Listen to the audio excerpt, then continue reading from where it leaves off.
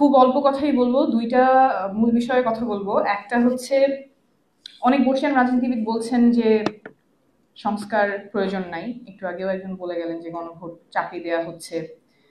তো দুইটা কথা, সংস্কার কি প্রয়োজন কি প্রয়োজন না, মানুষ সংস্কার বোঝে কিনা। অভ্যুত্থানের 1 বছরের একটু বেশি সময় দাঁড়িয়ে এখন আমাদের সামনে প্রশ্ন এসে ঠেকেছে যে সংস্কার লাগবে কি লাগবে না। যদি সংস্কার না লাগে তাহলে আমাদের যে বর্তমান ব্যবস্থা সেটাই ঠিক আছে। বর্তমান ব্যবস্থায় কেমন আছে? বর্তমান ব্যবস্থা আছে যেখানে প্রধানমন্ত্রী একচ্ছত্র ক্ষমতা এক্সারসাইজ করতে পারেন। আমাদের আপনারা এখানে বিজ্ঞ আইনজীবীরা আছেন, আপনারা খুব ভালো জানেন। আমি সহজ ভাষায় একটু বলার চেষ্টা করি। আমাদের সরকারের 3টা শাখা, এক্সিকিউটিভ, জুডিশিয়ারি, লেজিসলেচার, 3টা শাখাই প্রধানমন্ত্রী নিয়ন্ত্রণ করে, একটা অফিস থেকে নিয়ন্ত্রণ হয়। তো আমাদের শুধুমাত্র যে অভ্যুত্থান বারবার লাগে সেটার কারণ কিন্তু আমাদের যে কন্ট্রাক্টটা আছে, রাষ্ট্রের সাথে যে কন্ট্রাক্ট, সেই কন্ট্রাক্টেই লিপিবদ্ধ আছে। আমাদের 3টা শাখার মধ্যে লেজিসলেচার অর্থাৎ আইনসভা, যেখানে জনগণ ভোট দিয়ে তাদের জনপ্রতিনিধি পাঠায় সংসদে।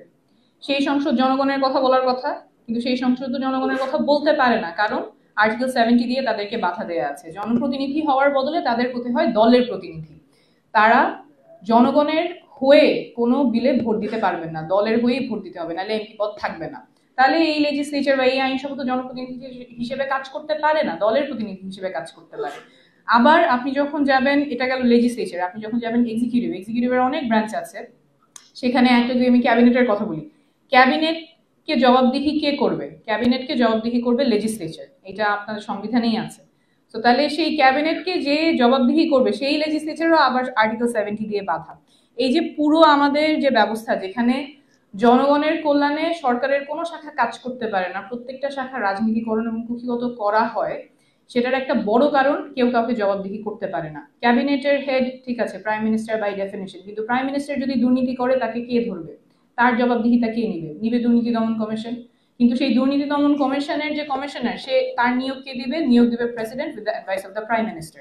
এরকম নিয়ম থাকলে কিভাবে সে জবাবদিহিতা নিশ্চিত করবে? এটা তো এমন হয়ে গেল যে যেই পুলিশ ডাকাত ধরার কথা সেই পুলিশকে ডাকাতি নিয়োগ দিচ্ছে, তাহলে সে জবাবদিহিতা কিভাবে নিশ্চিত করবে?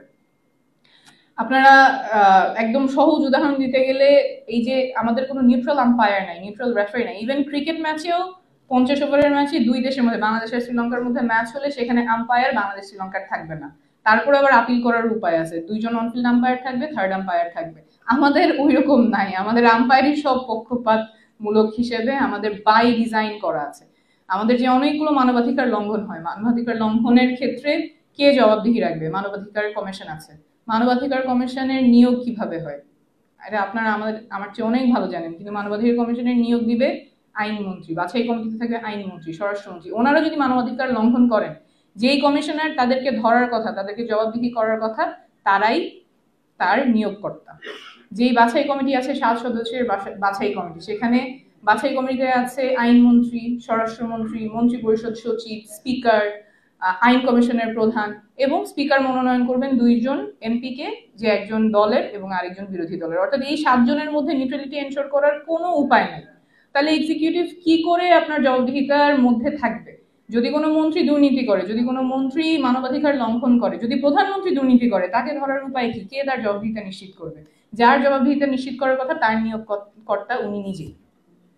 জুডিশিয়ারির ক্ষেত্রেও চিফ জাস্টিস নিয়োগ দিবেন প্রেসিডেন্ট, প্রেসিডেন্টকে নিয়োগ দিবে আবার এমপিস এর আবার হাত পা বাঁধা। তাহলে প্রত্যেকটা রাষ্ট্রের প্রত্যেকটা শাখাই এক জায়গায় তাদের পাওয়ার কনসেন্ট্রেটেড। তাদের আর উপায় নাই যে প্রাইম মিনিস্টারকে অ্যাকাউন্টেবল করবে, প্রাইম মিনিস্টারকে জবাবদিহি রাখবে। প্রাইম মিনিস্টারের উপর প্রেসিডেন্ট আছেন, কিন্তু প্রেসিডেন্টও 2টা কাজ ছাড়া বাকি সবকিছু প্রাইম মিনিস্টারের উপদেশেই করতে হবে। তাহলে যদি আমাদের দেশের প্রাইম মিনিস্টার যদি দুর্নীতি করেন, যদি মানবাধিকার লঙ্ঘন করেন, যদি জনগণের পক্ষে কাজ না করেন, তাহলে তাকে সরানোর উপায় কি? সরানোর একমাত্র উপায় নির্বাচন, এবং সেই নির্বাচনগুলিও রিগড হয়। তত্ত্বাবধায়ক সরকারের যে পদ্ধতি সেটাও বারবার রিগড হয়। তাহলে আমরা তো এমন একটা সিস্টেমে আটকাই গেছি যে আমাদের যদি প্রাইম মিনিস্টার একজন দুর্নীতিবাজ হয়, একজন মানবাধিকার লঙ্ঘনকারী হয়, তাহলে তাকে সরানোর আর উপায় নাই। তখন মানুষকে রাস্তায় নামতে হবে। মানুষকে তখন তাদের যান জীবনের মায়া উপেক্ষা করে রাস্তায় নেমে তাকে উৎখাত করতে হবে, যেটা গত বছর জুলাই আগস্টে করতে হয়েছে। ওই ব্যবস্থায় আমরা টিকিয়ে রাখবো? ওই ব্যবস্থায় থাকবে যেখানে মানুষকে রাস্তায় নেমে একজন সরকার প্রধান যিনি জনগণের সব ধরনের অধিকার হরণ করছেন, কেড়ে নিচ্ছেন, সেই ব্যবস্থা টিকিয়ে রেখেই আমরা আবার সামনে আগাবো একটা গণঅভ্যুত্থানের পরে। সেটার জন্য তো গণঅভ্যুত্থান হয় নাই। যদি ওই ব্যবস্থাই থাকে, যেই ব্যবস্থায় রাষ্ট্রের প্রত্যেকটা প্রতিষ্ঠান কুক্ষিগত করা যায়, রাজনীতিকরণ করা যায়, কোনোটাই জনগণের অধিকারের জন্য কাজ করে না, যে ক্ষমতার প্রধান আছেন, যে দল ক্ষমতায় আছে, তাদের শুধুমাত্র ইন্টারেস্ট সার্ভ হয়, ওই ঠিক ব্যবস্থাটা একইভাবে অটুট রেখে আরেকজন শুধু চেহারা বদলাবে, সেই ব্যবস্থার জন্য তো আর গণঅভ্যুত্থান হয় নাই। তাহলে আমাদের সংস্কার লাগবে কি লাগবে না? সংস্কার লাগবে, এবং সংস্কার না বরঞ্চ আমূল একটা পরিবর্তনের ডাক উঠেছিল তখন, বাংলাদেশ 2.0। বাংলাদেশটাই যাতে নতুন করে হয়, যাতে ক্ষমতার কাছাকাছি যারা আছেন শুধুমাত্র তাদের অধিকার সংরক্ষিত থাকবে, আর কারো অধিকার সংরক্ষিত থাকবে না, এরকম যাতে না হয়।